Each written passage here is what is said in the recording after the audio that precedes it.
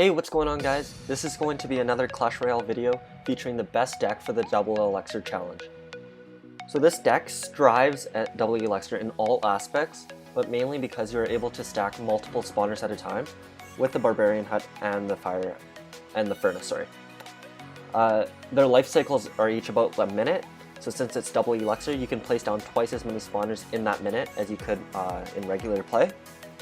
Plus there are many other expensive cards like the Bowler and the Three Musketeers, which are mainly used for defense, but they're also very important to push the other side. And then also there's the spells, which are the Fireball and the Log. Those are used to chip the tower and to take out enemy troops.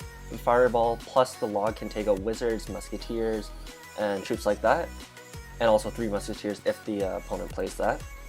And then the Fire Spirit and the Ice Spirit are mainly used for cycling the deck, but they're also great at defending the swarm type troops. Anyways, I'll just quickly open up these chests. Probably not getting anything from these anyways. And then we'll open up the chest I got from the double Elixir challenge. And no way! Got the Inferno Dragon, that's super lucky. I was not expecting to get that at all. Alright, and anyways, I'll quickly show you these replays. As you can see right here, actually, I did have one loss, but I wasn't actually using the same deck. It was kind of a variation. I had the Princess instead of the Bowler, which the Bowler turns out to make a huge difference, where I ended up going 9-0. And I easily could have gone 12-0, but the challenge did end.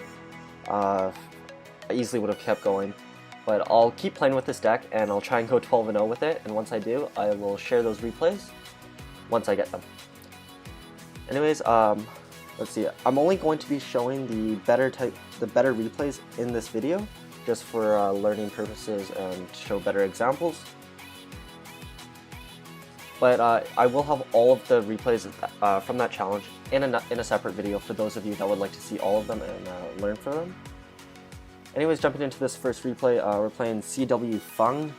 This was actually probably the toughest battle that I had in the entire challenge. It was very close. I was actually losing pretty badly at one point, and then was able to come back. Also, with this deck, I always like to split push both lanes, just so that they can't commit all their troops to one side, especially with a Golem. If they can put a ton of troops behind that, that's going to be super difficult to defend. So anyways, as I said, yeah, he has a Golem deck, so my main defenses to that is going to be my Three Musketeers and then the Barbarians that spawn from the Barbarian Hut. So I'm trying to place those down. I don't have enough time to play my Three Musketeers, so right now I'm just trying to stall and slowly chip out his troops. He does about more than half damage to my my first tower, which is not a very good start for me. Then I see a bunch of his skeletons are starting to swarm my tower, so I didn't want to, but I had to place down those Fire Spirits to take care of them, knowing they could have done a lot of damage to it. So I used my Fireball to chip the tower and damage the wizard down to like a sliver of health. He's pushing me again with his Golem, not really having much to defend it at all. I placed down a Bowler in the Furnace, and the Golem gets through all that quite easily, and then he's about to take out my tower. At this point, this battle's not looking that great for me. I haven't played my Three Musketeers yet, so this is a surprise for him. So I split push it with the Bowler tanking for my Musketeer on the left side, and then two Musketeers going in on the right. Lucky for me, he misplays a Goblin Barrel on the top right of his tower. And I get those two Musketeers to do quite a bit of damage to that first tower. And then on the left side, my Bowler was tanking for my Musketeer, and they get a few more shots off. So at this point, I already know I'm going to lose my left tower, so I just start building up on the right side, trying to get at least one tower down so I can force overtime. And that Goblin Barrel incoming, I didn't want to waste a Fireball on it, so I just let it take it. And dealing with the wizard is quite tough, so I want to get rid of that, get it off the field as soon as possible, so I use the Fireball. And now at this point, I really need to get that tower down to force overtime, because I know once I do, I can easily take out that left tower. So right now I'm just throwing everything I got at that first tower. Right before the Bowler dies, he gets one shot off, which is perfect for me, so now I can just take out that tower with a Fireball or the Log. And once I get that tower, it's all pretty much a good game. I just need to drop my 3 musketeers in the middle, and right after that, it's GG. So that wasn't even a super close battle at the end where my tower had like still half health left, but that was probably the toughest battle that I had in this challenge, mainly because this deck is super OP at the moment. It basically utilizes like all the best cards for double Elixir and puts them all into one deck, and it's super hard to defend against. Okay, so jumping into this next replay against Roy.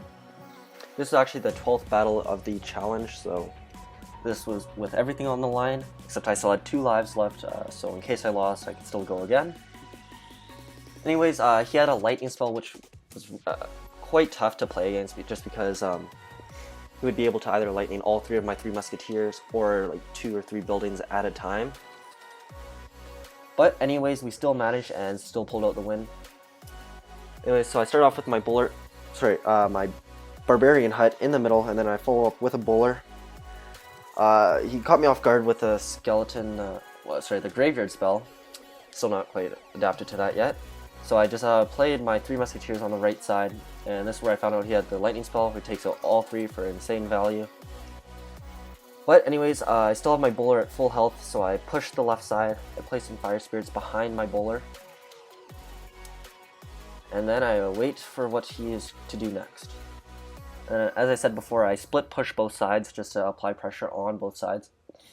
That's also why I chose the Barbarian Hut and the Furnace in this deck, because with each time it spawns troops, it can get at least a few hits on the tower, and overall, after a while, it can do a ton of damage. So if the opponent were to not defend against them, they'd be in for a world of trouble. Unlike with the Spear Goblin Hut, I forget what it's called, those just do like really small damage each time, so in the long run it's not super important to defend against as much as it is for the Fire Spirits or the Barbarian Hut.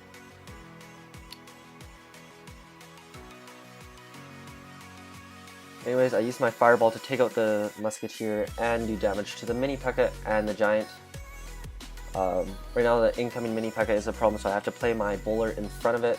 I believe the Mini P.E.K.K.A. actually got one shot off on my bowler, but the bowler actually acts as a pretty good tank as well, absorbing one shot from a Mini P.E.K.K.A. and a lightning, still with a bit of health left, enough to push the other side. And also, like, as we're watching these replays, I know it's really hard, but watching both lanes, usually when you watch all the pushing on one side, so right now it's the right side, you completely forget about the left side, where those fire spirits are slowly chipping that building, or the tower on the other side, and it's already down to less than 1500 health. Also, the fire spirit's really great if it's at tournament standard level, which is, I believe, 9. It can absorb 3 shots from the tower, and then also freeze it, which allows both fire spirits to damage it. And according to like an awesome YouTuber, OJ, it does more damage than a fireball, which is awesome. So if ever you can, just play an ice spirit in front of it, and it'll do crazy damage over time to that tower. Anyways, at this point, Roy is way ahead of me. He's got my building down to about 600 health, and he has a lightning spell, so I think 2 of those will take it out. And he's also got a zap and an arrow, so I have to be very careful, and I have to take out that tower soon. Lucky for me, my bowler and my 3 musketeers still survive. And apparently on the left side, I wasn't even watching that, but on the right side, he was distracted trying to defend that, and on the left side, my troops were able to take it out, and I just finished it off with a fireball. So that was the game that won me the 12 win chest. And then this is, I believe, the 11th game, playing against Kevin. So he also had a bit of a variation on spawners. He had, I believe, the Goblin Hut. I still forget what that's called. I think it's the Goblin Hut. And the Furnace. So I start off with my Furnace in the middle. I don't like sitting at 10 Elixir, so I always just play something no matter what. And then I split push on the right side as well, but he has the Furnace to defend against my Barbarian Hut. So to deal with the Valkyrie, I placed down a bowler in front to take care of the Spear Goblins behind it, and to slowly chip away at that Valkyrie. And I played my 3 Musketeers in the middle, split pushing both sides again. with the bowler tanking for my musketeer on the left side, and on the right side I have some barbarians in front of my musketeer. So I do quite a bit of damage on the left side. He defends the right side really well, and now I am just going to defend the hog. I didn't want to place down the barbarian hut because 7 elixir for 4 elixir isn't the best trade for me, but the barbarian hut actually has a ton of health, so it's able to survive with more than half health, and while my other troops took care of the hog. But now at this point, the barbarian hut is in range of that musketeer, so it takes that out. And once again, split pushing both sides. I play the bowler down, and I throw a log down on the left side just to push everything back. And then I guess he didn't have much better stuff to play on the right side, so he just places down a furnace on top of all my troops. I believe only one fire spirit got a hit off. But anyways, at this point, it's not looking good for him. I don't think he's even touched my tower yet. With the incoming hog, I just play down some fire spirits. I think 5 fire spirits actually hit that hog there, and it still got a one swing off.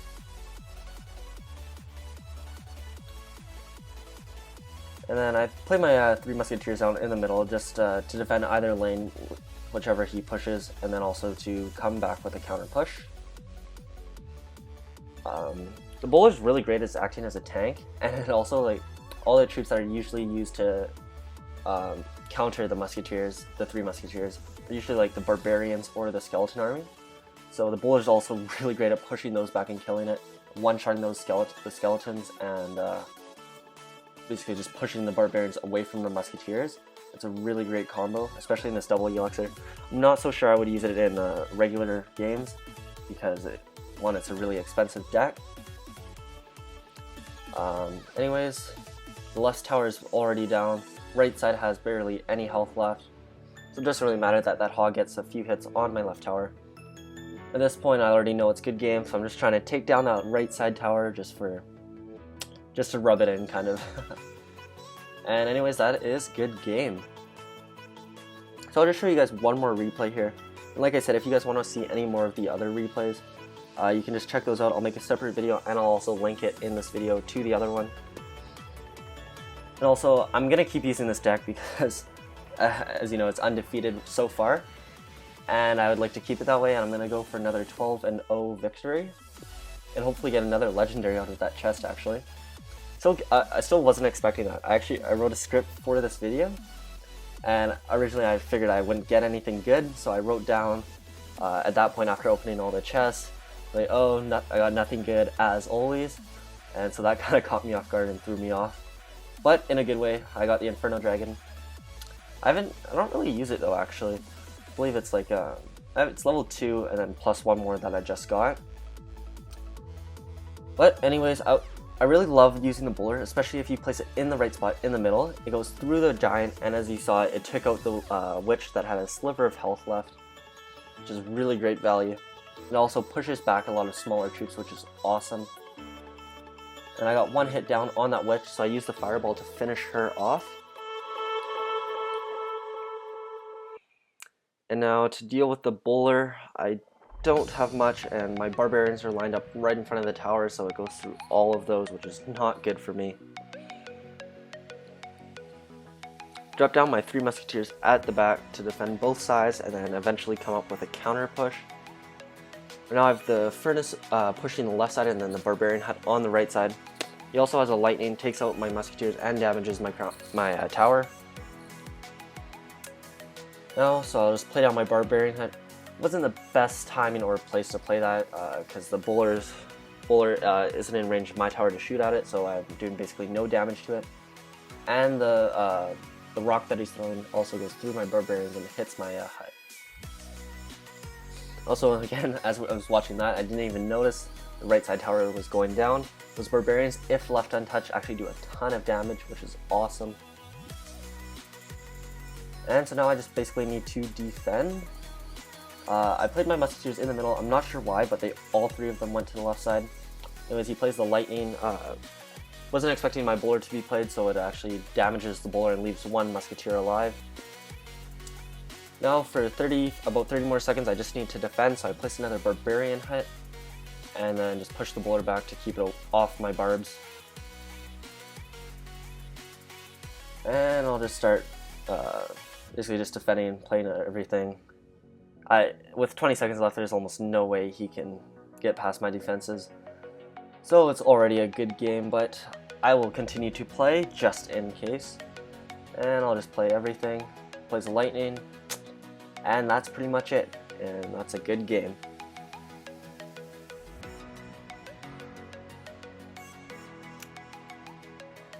Yeah, so that'll be all the replays for this video. As I said many times already, you can check out the other video for all of the replays. There's, I believe, about 6 more you can watch. They're all super great. Some of them were close games, most of them not really, but they're all mainly because I dominated them. But mostly because of the deck, actually. And anyways, here's one last look at the deck. It's super awesome. I really recommend that you try it out. And yep, that should be it on this. That should be it for this deck. Stay tuned for that other video with the extra replays. And also, on a side note, if you're above 3,000 trophies and are looking for a clan, you can always check us out at Stray Wolves. We are pushing for actually the top 20 or top 10 in Canada. Right now we're at about 50th, and we're still looking to go a lot higher. I know I can get still quite a few more trophies. My personal best is 4,698, and I'm still like 300 trophies away from that. And anyways, yeah. Also, just a little sneak peek at one of these decks. I've actually the Three Musketeers are by far my favorite card in the game, and I've made quite a few great decks for it. So I'll be doing a few videos on that. They work super well in Arena 7, 8, or 9, and they actually got me to this point on this account, and it's also working super well for my mini account, which is all, just about, I think it's like 20 trophies away from Legendary Arena. And yeah, this is one of the decks actually, and then there's actually this other one which I don't have on me right now, but that'll be coming out soon. And yeah, so stay tuned for that. Anyways, that's all from me. I'll see you guys next time. Peace.